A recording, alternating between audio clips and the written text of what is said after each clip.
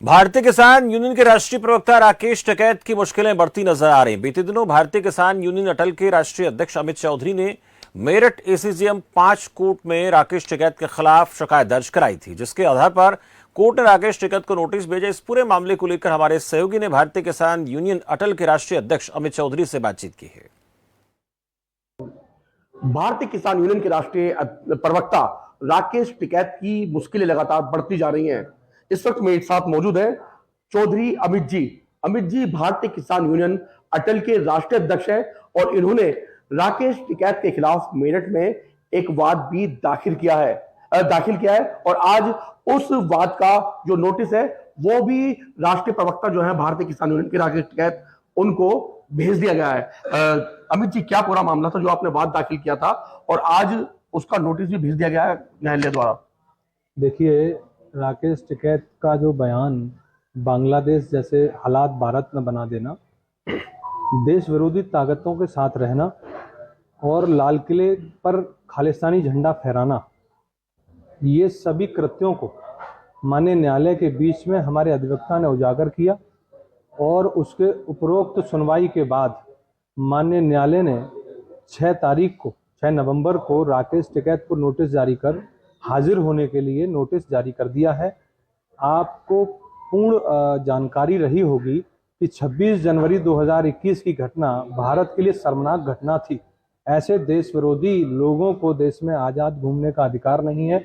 वहाँ के आईओ इन पर आवश्यक कार्रवाई करें, रासुका लगाएं, क्योंकि न्यायालय में भी हमने रखा है इस बात को कि इन्होंने ये एडमिट किया है कि 26 जनवरी 2021 को 25 लाख लोग, 4 लाख ट्रैक्टर यदि पार्लियामेंट घेर लेते तो देश के हालात बांग्लादेश जैसे होते।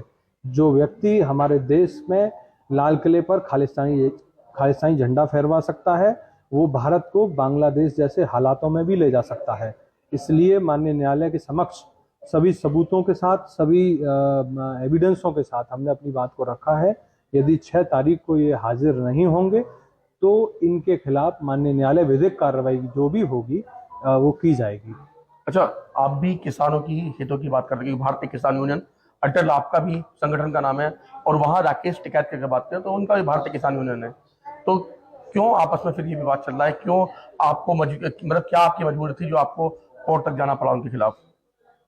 देखिए, जहां टिकैत ने किसानों के नाम पर किसानों को लूटने का काम किया है, इस भेड़िए ने किसान कौम को बदनाम किया, संगठनों को बदनाम किया। जहां हम लोग सरकार पर अपना विश्वास नहीं करते थे, वहां लोगों ने संगठन पर भरोसा जताया कि आज हमारे बीच में किसान नेता मौजूद हैं जो हमारा दुरुपयोग नहीं होने देंगे, हमारी आवाज़ को उठाने का काम करेंगे।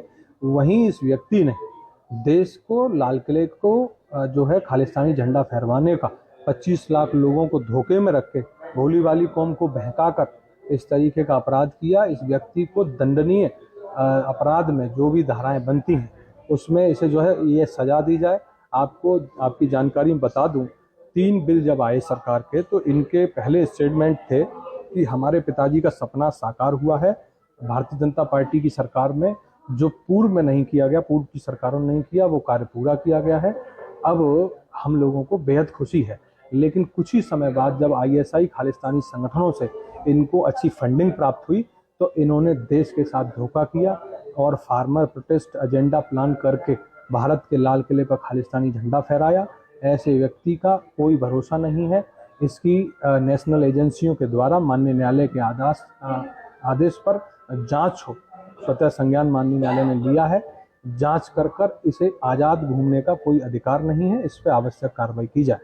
अच्छा, अमित जी, आप बार बार आरोप लगा रहे हैं फंडिंग का, आप बार बार आरोप लगा रहे हैं कि भाई इनको कोई इनाम लेना था इसलिए उन्होंने सब ऐसा किया। कैसे कह सकते हैं आप ये सब?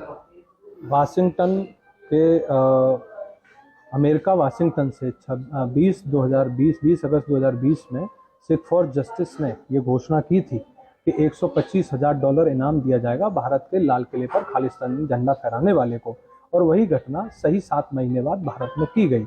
इसलिए ये स्पष्ट तय है कि इन्होंने इस तरीके का कृत्य पूर्व में किया है और अगर अब ये इस तरीके की धमकी भारत देश में दे रहे हैं तो पूरा हम लोगों को ये अस्वस्थ है इसकी हरकतों से, इसके कृत्यों से, कि ऐसी घटना देश में ना हो। इसलिए हम माननीय न्यायालय में पहुंचे हैं। रही बात आपको देश की फंडिंग की, तो इन्होंने जो एजेंसी है, जो खालिस्तानी और NSI जो ISI जो एजेंट है, जो इनका जहाँ जोड़ है, वहाँ से फंडिंग के बाद ही सालों तक भोली भाली कौम को इन्होंने बॉर्डर पे डाल के रखा।